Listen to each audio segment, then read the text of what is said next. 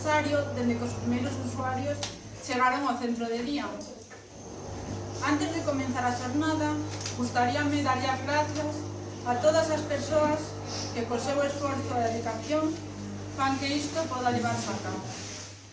Darlle as gracias ao Consorcio Galego de Igualdade e Benestar, que a través da súa colaboración coa Xunta e co Concello fan posible a existencia deste recurso. Agradecerlle tamén ás familias a confianza que depositades en nós o permitir que coidemos dos vosos maiores. A todos os que hoxe nos acompañan, Santiago, secretario do Consorcio, a alcaldesa Ana, a traballadora social do Concello, Esther, e, por suposto, a todos os familiares. Gracias por participar nesta celebración. E, por suposto, a todos os usuarios e usuarias deste centro por compartir con nós o día a día. Por último, teño tamén moito que agradecerlle ao personal que forman un gran equipo de traballo, vale? E sin elas isto non sería posible. Así que moitas gracias a todos.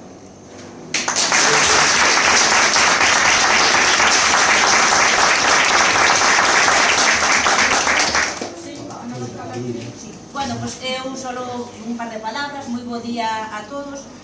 Como dixo a directora, eu son Ana Villarino, para os que non me conocedes, son alcaldesa do Concello de Oimbra. Quero agradecer a presencia de Santi Amor do Consorcio.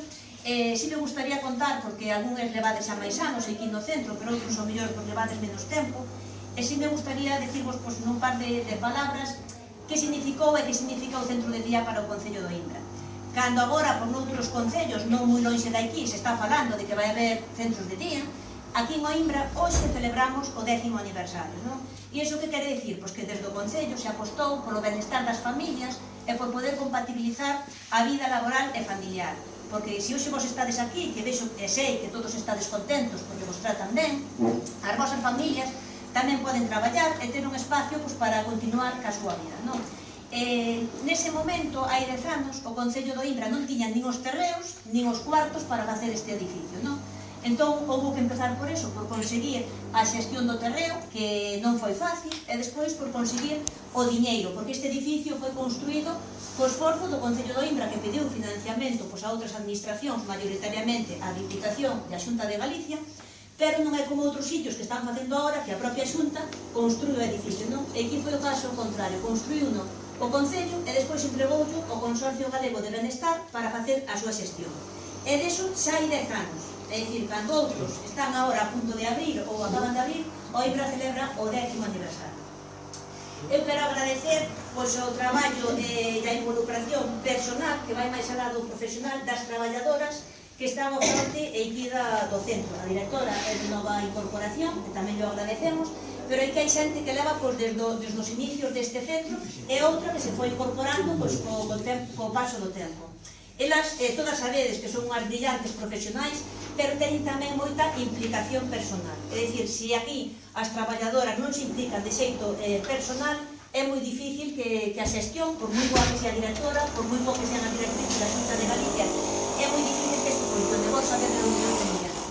Nós, desde o Concello, seguimos apoiando este centro de día porque temos que cofinanciar parte do coste que costa, valga a redundancia, a plaza, é dicir, todos os usuarios pagades unha parte en función dos vosos ingresos, a Xunta de Galicia paga outra parte e o Concello de Oimbra paga outra parte de cada coste da praza dos usuarios, non? Entón, non só fixamos a obra, sino que estamos tamén cofinanciando o coste deste edificio, do mantenimento, para que siga funcionando así de ben.